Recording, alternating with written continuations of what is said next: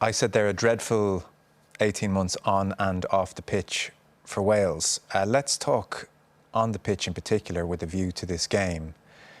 There was Gatland 4 years ago. I mean, what a record. It was outrageous. We would sometimes scratch our heads as to how the regions could be struggling and then Welsh players would come together and produce time and time again, sometimes very jealously, as you made World Cup semi-finals and beyond. Pivac came in, didn't seem to work out, and then smashed glass in case of emergency. Warren, can you come back here, try sort things out? That didn't really do the trick in the Six Nations. There was just one win against Italy. That's the view from afar. Yeah. Take us behind the scenes. What has been going on with Welsh Rugby on the pitch? It was always going to be a hard act to follow after 12 years of, probably unprecedented success in the professional era. I'm not going to go back all the way back to the 70s, but definitely in the professional era. Then obviously there was a change of the guard, particularly at management level. And then, if we're honest, we had inconsistencies in the performance, which was interesting because it was a lot of the same squad was still there. A lot of young players were kept and given opportunity through that time, but at the same time we had inconsistency performance and didn't get the results we needed. Fast forward to where we are now, obviously Gats has come in. I think it always takes a little bit of time to settle back in. However well you know where you're going or whether you've been there before, it takes time to settle back in. Again, there's been a change of the guard, probably self-included, retirements for the international game. A few young guys have put their hands up. Obviously, we spoke before we came on air about Jack Morgan and obviously co-captain Derry Lake.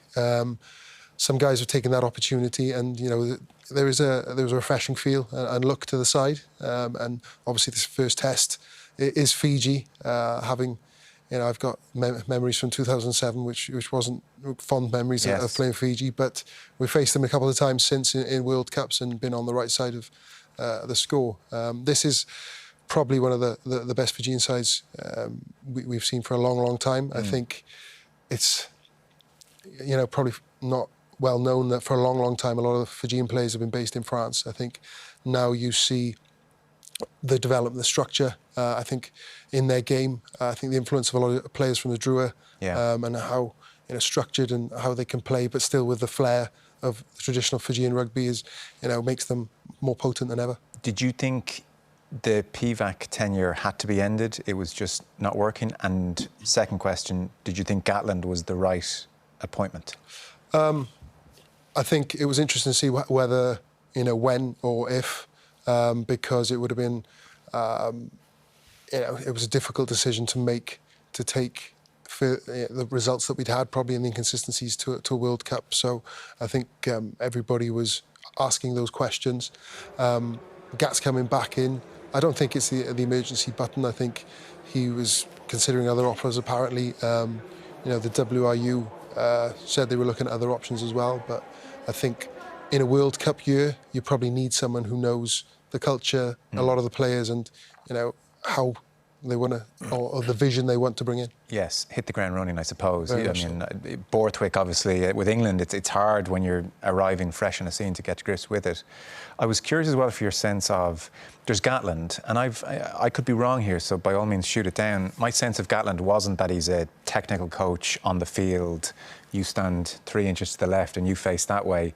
He's more of an atmosphere creator, and that obviously we've seen what Sean Edwards has managed to do with France, that really a big part of the Gatland success was Edwards, and I'm sure Rob Howley played his part.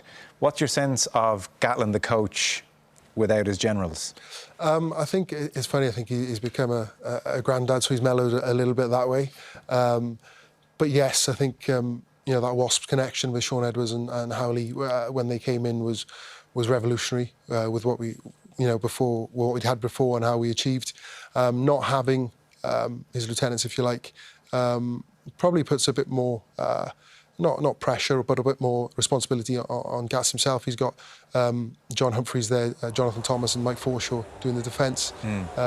So they'll have worked together, obviously, before without Gats, but now they're in together. It'll be interesting to see how much further on they are after the Six Nations, which was obviously the first time that management had come together.